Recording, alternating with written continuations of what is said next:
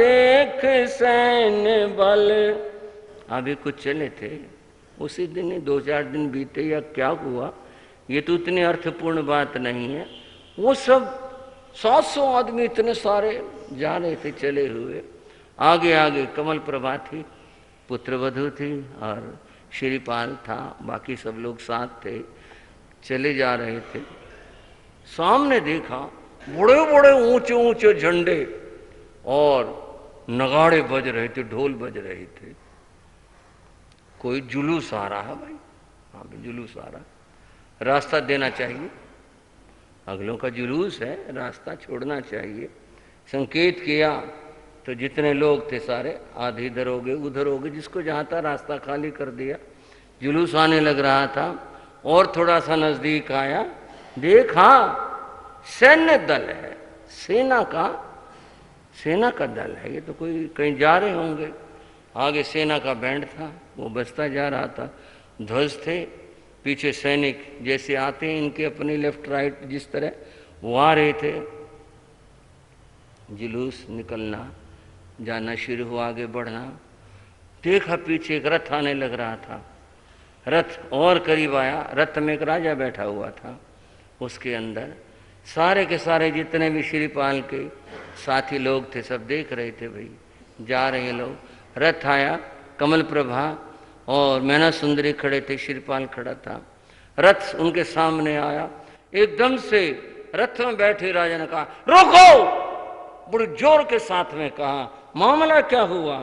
दूर से आता देख सैन्य बल, एक और को चलते रहे, चंचल मन में उस क्षण नाक, शान से स्वयं पनपते रहे, मन दुर्बल तासे भी होते, अपने अंतर में अकुलानी। सुनो सुनो जगवालो तुम, नमोकार के अटल कहानी। सुनो सुनो जगवालो तुम, नमोकार की। रथ रुका, रथ रुकते ही कमल प्रभा एकदम सहम उठी, और ये कहीं हमारे शत्रुओं का दल तो नहीं है, कहीं ऐसे आ रहे हो और हमारे को पहचान लिया हो। एकदम से क्या हुआ, रथ रोका गया, रथ रुका और फिर उसमें से सैन्य बल जब निकट से गुजरा, संशय मन से निकल गया, कमल प्रभा को देख के राजा खुद ही रथ से उतर गया, आंखों में आंसू बहते थे। हाँ जी, राजा जो रथ में बैठा हुआ था, जिसने रथ को रुकवाया, एकदम ऐसे उतरा, इतने तुरा और शीघ्रता के साथ में रथ से नीचे उतरा। सैन्य दल रुक गया, उसने कहा क्या बात हो गया, आदेश? और उसने तो किसी के नहीं सुनी, एकदम दौड़ करके आया और जहां कमल प्रभा खड़ी हुई थी एकदम उसके समीप में पहुंचा और समीप आया, जोर से रो पड़ा, गला भर आया। आपका प्रश्न होगा क्या बात हुई? आंखों में आंसू बहते थे, हंसते रोते आंसू थे, कमल प्रभा के नैनों से भी धीरज खोते आंसू थे, भाई बहन का ये अकस्मात ही मिलन देख आँखियाँ हर्षानी। सुनो सुनो जग वालो तुम, नमोकार की अटल कहानी। सुनो सुनो जगवार। राजा उतरा, दौड़ कर आया, कमल प्रभा के पास आया और क्या जोर से रोकर बोला, बहना। कमल प्रभा देखती रहेगी, वो भी रो पड़ी। भैया मामला क्या हुआ? कमल प्रभा का भाई जो राजा था आज कहीं सेना लेकर जा रहा था। अकस्मात अचानक ये मिलना हो गया। भाई ने बहन को पहचान लिया, बहन ने भाई को पहचान लिया और वहां तो भाई और बहन का मिलना हुआ। वर्षों बाद हुआ, कितने वर्ष बीत गए। 5 वर्ष का था श्रीपाल जब घर छोड़ा था और आज वो युवा है। कल्पना कर सकते हैं, वर्ष 12 बीते, 15 बीते, कितने बीते, कुछ भी कहो। इतने दिनों के बाद आज मिलना हुआ। भाई बहन गले लगकर रोए और चर्चाएं बातें अगले समय। श्रद्धाशील बंधुओं एवं श्रद्धाशील बहनों, आप सभी ने हमारी विदुषी साध्वी रत्न श्री श्रेयाजी महाराज का मंगलमयी प्रवचन श्रवण किया। श्रुति शब्द की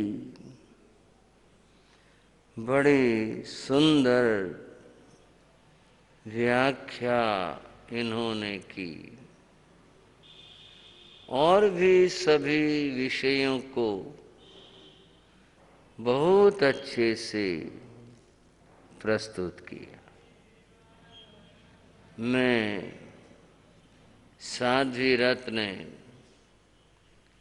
श्रेयाजी महाराज को अपना आशीर्वाद देता हूँ, भावना करता हूँ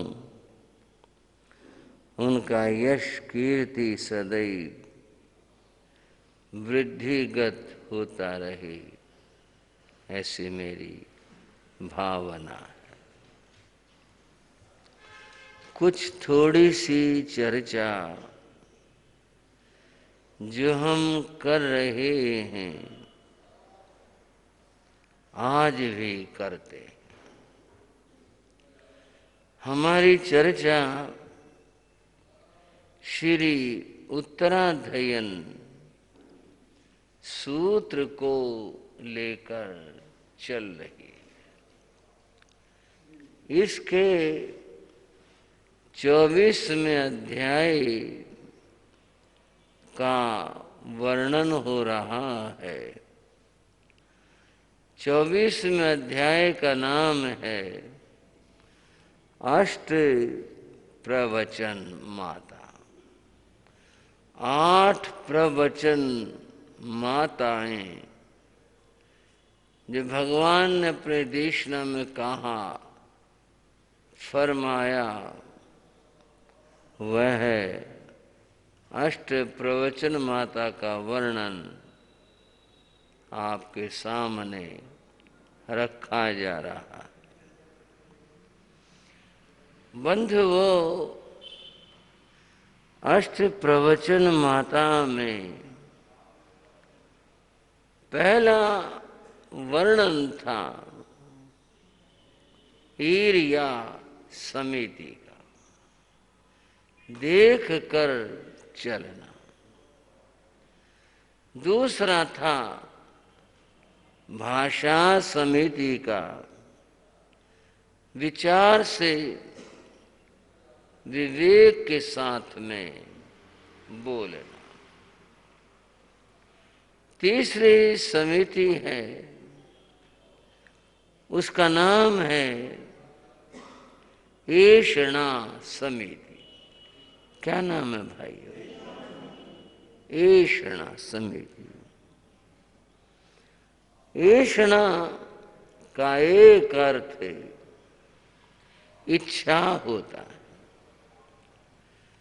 और ये इच्छाएं अनेक तरह की होती है। अब उन सब का तो प्रस्तुत में वर्णन कठिन होगा। ऐषणा का एक अर्थ है व्यक्ति के मन में भोजन की इच्छा का होना। ये जो भोजन है यह है, चाहे कोई साधु हो चाहे गृहस्थ हो, ये भूख तो सबको लगती है, सभी की भोजन इच्छा होती है। लेकिन कुछ अंतर भी है। साधु के भोजन की बात में और गृहस्थ के भोजन की बात में, दुनिया में दो तरह के लोग हैं और पहले हुए हैं। वे लोग हैं जो भोजन के लिए जीते हैं, समझना बात को, खाने के लिए जीते हैं। उनका जीवन, उनकी सोच खाने पर ही है। कुछ लोग हैं जो जीने के लिए खाते। आप तो सारे विज्ञ श्रावक श्राविका हो, बात समझ गए हो। कुछ लोग जो खाने के लिए जीते हैं, उनका तो सारा विचार, सारा चिंतन भोजन को केंद्र मानकर होता है। सब कुछ बस भोजन है, जो कुछ है वही सोचना, उसको पाने की बात सोचना, भोजन करना, भोजन के रस में डूबे रहना, जो कुछ है भोजन है। उसके सामने जीवन भी कुछ नहीं है। एक जगह है, भोजन चल रहा था, दावत जिसे कहते हैं। काफी लोग थे, पंक्ति में बैठे थे, भोजन कर रहे थे। उसमें एक पिता पुत्र भी आए थे, पर वो बराबर साथ साथ जगह नहीं मिली।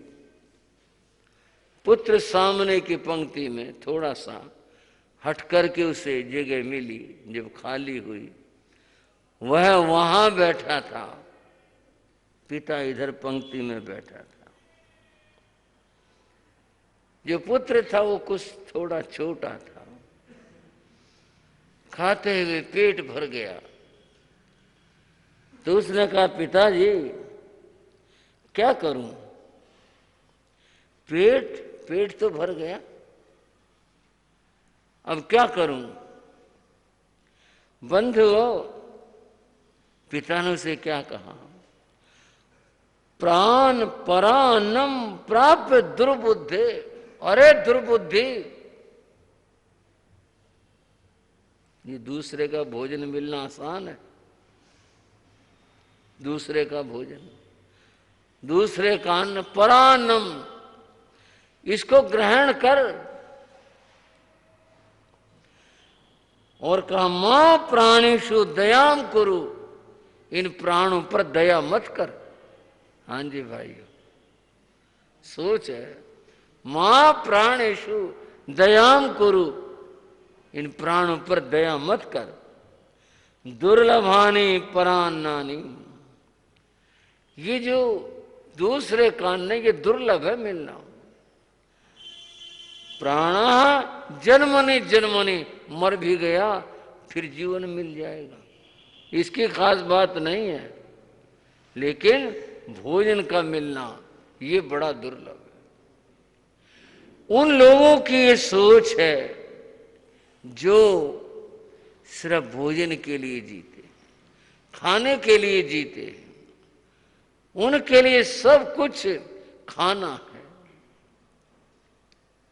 दूसरे बंधु वो लोग हैं जो जीने के लिए खाते हैं, वो उतना ही ग्रहण करेंगे, उतना ही लेंगे जितनी उनकी आवश्यकता है, ज्यादा नहीं। क्या करना है, इससे तो शरीर को कष्ट होगा, बस उतना ही लो जितनी जरूरत है, ज्यादा नहीं।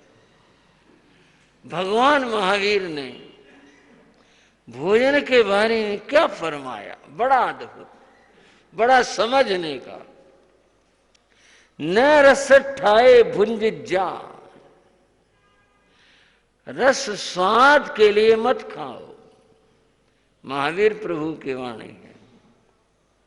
न रस ठाए भुंज जा, जवन ठाए महामुनि, जीवन यापन के लिए, जीने के लिए केवल भोजन ग्रहण करो, रस के लिए नहीं। कितनी बार